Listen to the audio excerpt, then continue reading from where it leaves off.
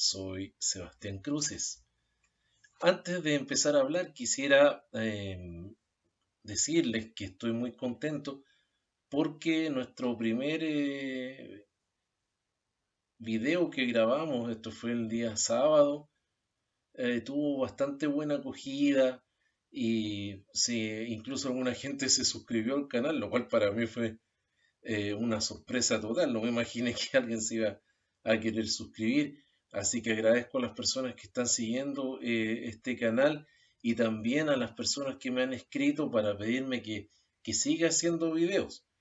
Así que en respuesta a eso, en respuesta al interés que hay, yo voy a continuar haciendo algunos videos en la medida que disponga tiempo para hablar de temas cristianos y temas de todo tipo en realidad. También voy a subir también material sobre temas diversos, ¿ya? Temas culturales, temas históricos o de temas de interés en general, ¿ya? En lo que subí el sábado era concretamente un sermón, una predicación. Pero lo que quiero hablar hoy día no es un sermón, sino que quiero empezar a hacer una serie de estudios sobre este tema que está aquí al lado, que es la historia del cristianismo. ¿Ya? Voy a tomar este tema, hoy día va a ser el inicio, vamos a hablar muy básicamente de los aspectos más importantes de la historia del cristianismo en su origen. Primero que nada decirles que el cristianismo es una religión histórica. ¿Qué significa esto? Que el cristianismo tiene su base sobre un acontecimiento histórico. Para que nosotros podamos entender bien el cristianismo tenemos que considerar tres pilares, por así decir, de la historia que son súper importantes uh, y que debe conocer toda persona que entienda o que sepa de la historia del cristianismo. El primer pilar que tiene el cristianismo es el ministerio terrenal de Jesús. El segundo es la fundación de la iglesia en Jerusalén. Y el tercero, que es el que en el fondo nos va a dar la idea sobre los dos anteriores, es el concilio de Jerusalén. Vamos a hablar de estas tres eventos hoy día, ¿ya? Y vamos a partir entonces considerando lo que es el ministerio terrenal de Jesús. El ministerio terrenal de Jesús es, para los cristianos, entre los cuales me incluyo, yo soy cristiano, es lo que hace el Hijo de Dios en el mundo, ¿ya? Pero lo vamos a contar en términos más históricos. Les señalo que este es un estudio de carácter divulgativo, ¿ya? Para algo más exhaustivo, leamos libros o vayamos a estudiar. Esto es solamente un video para YouTube que tiene un tiempo bastante limitado. Pero el ministerio de Cristo podríamos considerarlo, generó el relato sobre el cual se forma el cristianismo. ¿Qué es lo que ocurrió? Apareció Jesús de Nazaret, un carpintero galileo que está en Nazaret, ¿ya? Jesús de Nazaret es el nombre, que inicia eh, un discipulado. Él empieza a juntar discípulos en torno a sí, a una enseñanza. Pero la enseñanza de Jesús no es una enseñanza, no es una cátedra, no es una enseñanza que él dé en una sinagoga o en una escuela rabínica, que era lo que se acostumbraba en ese entonces. No, para el judaísmo lo más importante en su época eran los rabinos, que eran los personajes más respetados del judaísmo del siglo I. Los grandes rabinos como Gamaliel, como Gilel, como Shemai, rabinos como Akiva, que son, bueno, ellos son un poco anteriores a Cristo, pero que eran los que marcaban la enseñanza doctrinal. Jesús, aunque es llamado rabí, no podríamos decir que era un rabino al estilo de los que mencioné recientemente. Jesús es un maestro heterodoxo. ¿A qué me refiero con heterodoxo? Que no es el que sigue la norma de lo que eran los maestros de la época, no es como la mayoría de los maestros, es distinto.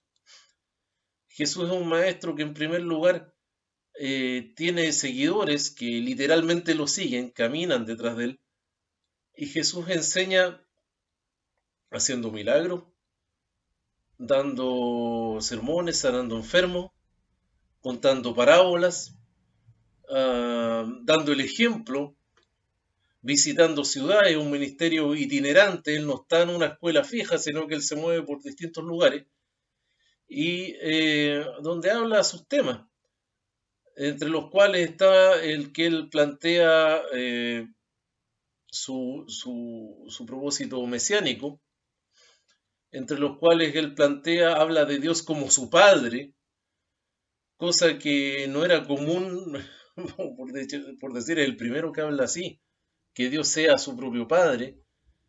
Contradice mucho a los fariseos y a los saduceos.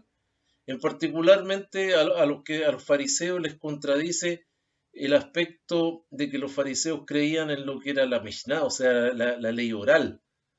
Jesús considera canónica solamente la Torá, la ley escrita, no la ley oral, no las tradiciones de los ancianos, no las tradiciones de los maestros, aunque a veces las cita. Por ejemplo, Jesús citó al rabí Akiva cuando habla acerca de los lirios del campo que se visten, que ni Salomón se vistió con la gloria de los lirios del campo, o que Dios sabe cuando cae, ¿no es cierto?, uno de los pajaritos.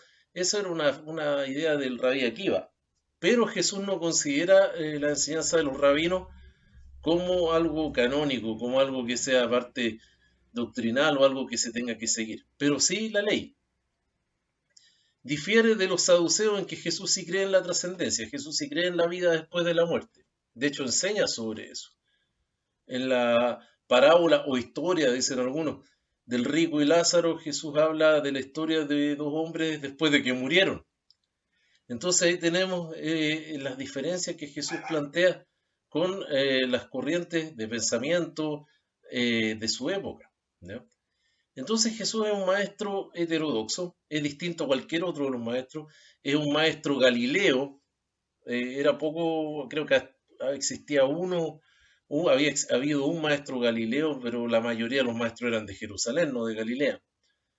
Es un maestro distinto.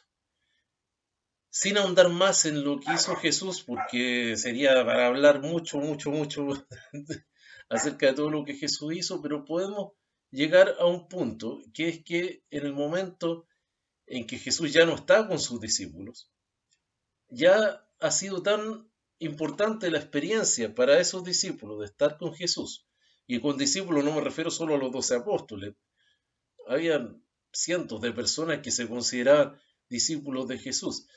Es tan importante lo que ellos vivieron con Jesús, es tan profundo para ellos que se establece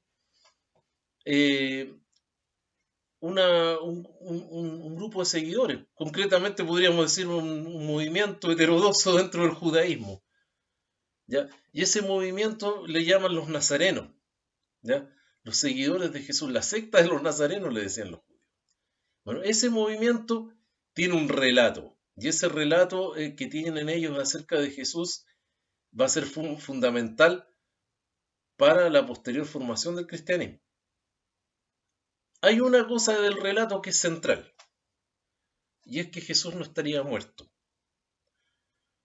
A Jesús lo crucificaron, y Jesús efectivamente muere en la crucifixión. Pero los seguidores de Jesús dicen que Jesús resucitó. Y es más, dicen que Jesús estuvo 40 días después de haber resucitado entre ellos y que visitó a muchos. Y que después de eso Jesús milagrosamente asciende al cielo. Eso es central en el relato inicial del cristianismo. Después de esto viene la fundación de la iglesia cristiana. La palabra iglesia significa asamblea, son los tomados aparte, ¿ya? Un término antiguo, no se refiere a un templo, no se refiere a un edificio o iglesia. La formación del cristianismo ocurre en el día de Pentecostés, que nosotros llamamos el Penteconta Émeras o la fiesta de las gavillas que tenían los judíos. En esa ocasión, gente de todas partes del mundo judío, de lo que era Europa Oriental, de lo que era Babilonia y otros sectores, gente que vivía fuera de lo que era el territorio de Palestina, por así decir, Palestina-Israel, ¿ya?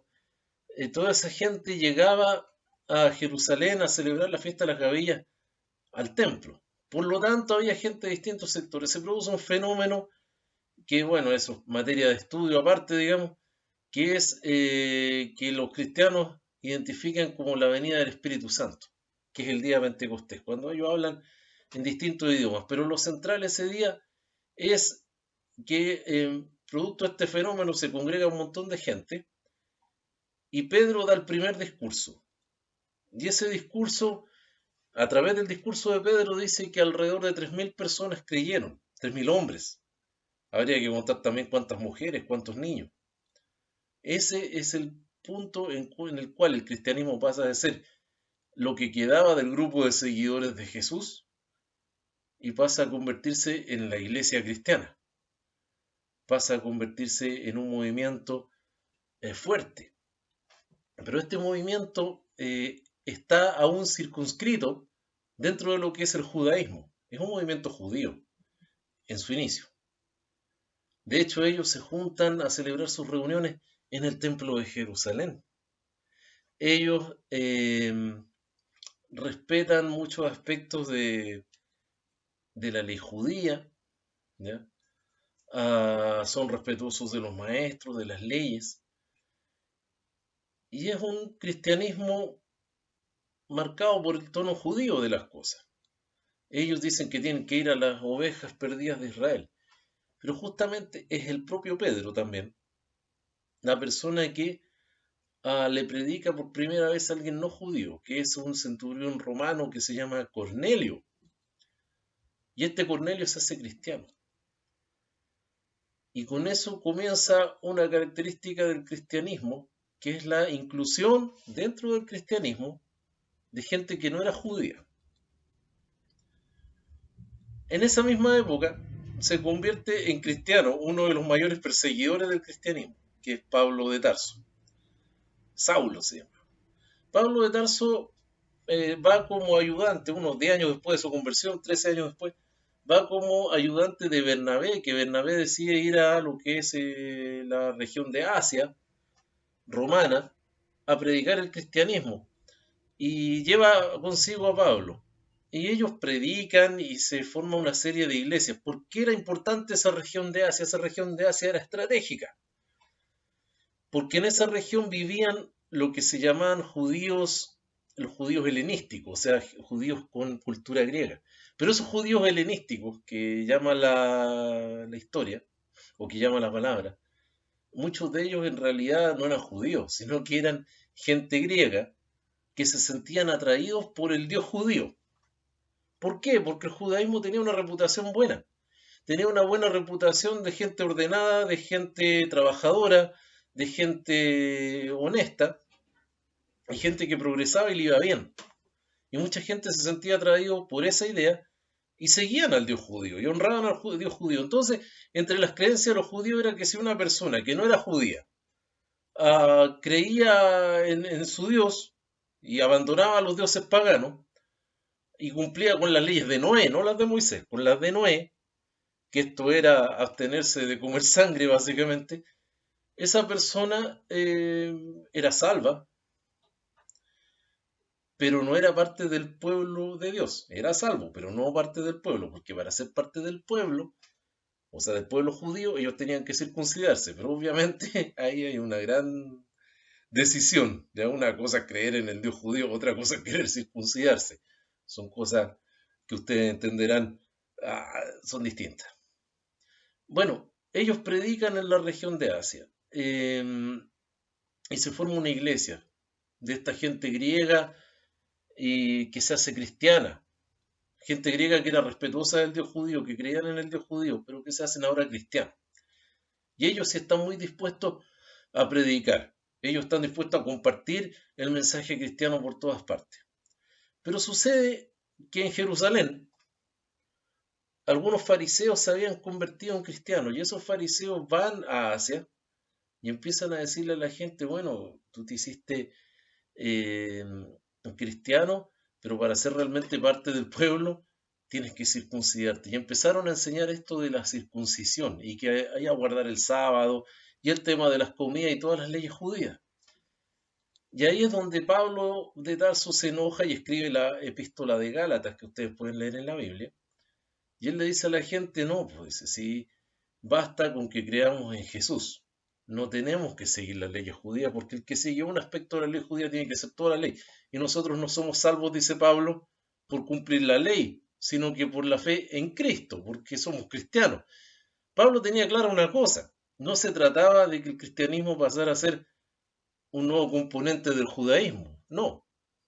Pablo dice: el cristianismo es la nueva y verdadera religión. Y esta divergencia que se produce dentro del cristianismo genera el tercer elemento, que es el Concilio de Jerusalén. Hay dos versiones que nos relata la Biblia del Concilio de Jerusalén. La primera está en el libro de Hechos, donde Lucas, que es el autor de Hechos, nos cuenta que fue una reunión muy amistosa, donde Pablo expuso su punto, donde Pedro cuenta la conversión de Cornelio, donde Santiago hace un resumen de lo que hablan todos ellos, y listo. Y se le dice a los cristianos que no eran judíos, que no tienen obligación de seguir ninguna de las leyes judías, excepto abstenerse de fornicación y de comer sangre, y de los sacrificados a los ídolos, eso. Pero también está la versión que escribe Pablo y que aparece en Gálatas, y Pablo dice que él estuvo con los apóstoles y que estuvo con Juan, con Pedro y con Santiago, que no era apóstol, pero que era un líder importante porque era hermano de Jesús, familiar, hermano de Jesús.